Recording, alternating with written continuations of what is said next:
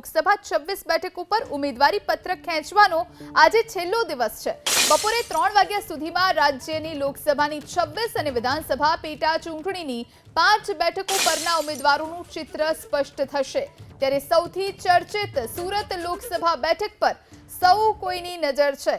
સુરત લોકસભા બેઠકની ચૂંટણીમાં ઝંપલાવનાર 15 ઉમેદવારો પૈકી ફોર્મ ચકાસણી દરમિયાન 6 ઉમેદવારોના ફોર્મ રદ થતા હવે 9 ઉમેદવારો ચૂંટણી મેદાનમાં છે।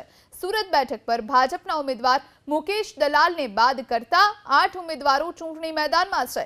ત્યારે આ 8માંથી કેટલાક ઉમેદવારો આજે ફોર્મ પરત ખેંચે તેવી પણ શક્યતા સેવવામાં આવી રહી છે।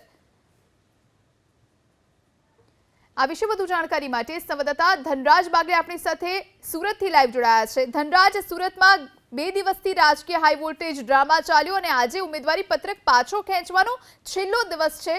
9 જેટલા ઉમેદવારો અત્યારે ચૂંટણી મેદાનમાં છે, કેટલાક પરત પણ ખેંચે તેવી પણ શક્યતા છે। શું વધુ જાણકારી? જી બિલકુલ, બીજેપીના ઉમેદવાર મુકેશ દલાલ સહિત કુલ 9 જેટલા ઉમેદવારોના ફોર્મ માન્ય થયા છે। જે પ્રમાણે ગઈકાલે હાઈ વોલ્ટેજ ડ્રામા થયો હતો, નિલેશ કુંભાણીનું ફોર્મ રદ થયું હતું, ત્યારે હવે 8 ઉમેદવાર છે એ લોકો ફોર્મ પરત ખેંચે છે કે કેમ તેના ઉપર અત્યારે હાલ સૌની નજર રહેશે। જો કે જે પ્રમાણે માહિતી મળી રહી છે તે મુજબ બીજેપી દ્વારા 543 બેઠક પૈકી સુરત લોકસભાની બેઠક છે એ વિજય તિલક કરશે એ પ્રમાણેના સમાચાર સામે આવી રહ્યા છે।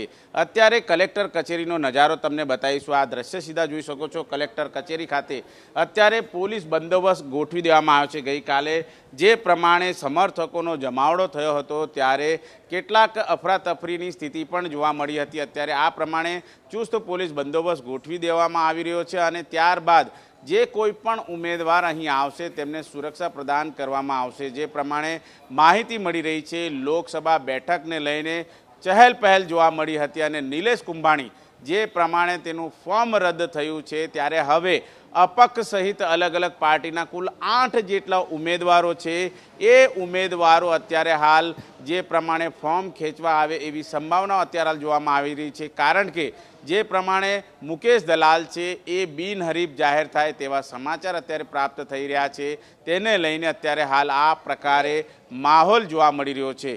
સુરત લોકસભા બેઠક અત્યારે હાલ દેશભરમાં ચર્ચાનો વિષય છે અને આ બેઠક બિનહરીફ થાય તેવી સંભાવનાઓ જોવામાં આવી રહી છે। ત્યારે કુલ 8 જેટલા અલગ અલગ 4 અપક્ષ સહિત અલગ અલગ પાર્ટીઓના કુલ 8 જેટલા ઉમેદવારો છે આજે ફોર્મ પરત ખેંચવા આવે તેવી શક્યતાઓ જોવાઈ રહી છે। ત્યારે કલેક્ટર દ્વારા આ બાબતને લઈને જે અંતિમ ચિત્ર છે જે સ્પષ્ટ થશે તેની પણ જાહેરાત કરવામાં આવશે। સુરત લોકસભા બેઠકમાં જે પ્રમાણેની ચર્ચા ચાલી રહી છે, હાઈ વોલ્ટેજ ડ્રામા થયો હતો, નિલેશ કુંભાણીના જે ટેકેદારો હતા એ 3 ટેકેદારો કાલે ન આવતા આખરે ફોર્મ રદ થયો છે અને જે પ્રમાણે ભાજપ તૈયારી કરી રહ્યું છે કે સુરત લોકસભા બેઠક છે એ દેશને વિજય તિલક સ્વરૂપ એટલે કે બિનહરીફ મળે એ પ્રમાણેની કવાયત છે એ અત્યારે હાલ જોવા મળી રહી છે। ત્યારે તમામ બાબતને લઈને અત્યારે જે કાર્યકર્તાઓ છે અત્યારથી જ ખુશીનો માહોલ તેમનામાં જોવા મળી રહ્યો છે।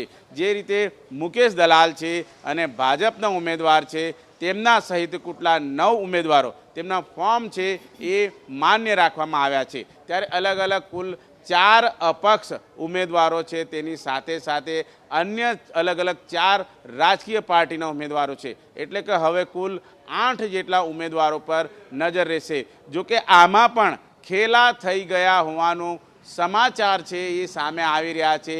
ગઈકાલે 8 પૈકી 5 જેટલા જે અલગ અલગ પાર્ટી સહિત અપક્ષ ઉમેદવારો છે, 5 જેટલા જે ઉમેદવારો છે તેઓ પાણીમાં બેસી જાય તેવી અત્યારે હાલ સ્થિતિ જોવા મળી રહી છે। ત્યારે સૌથી મોટા સમાચાર છે એ સામે આવી રહ્યા છે કે 5 જેટલા લોકો પણ અત્યારે હાલ સંપર્કમાં હોવાનું જાણવા મળી રહ્યું છે।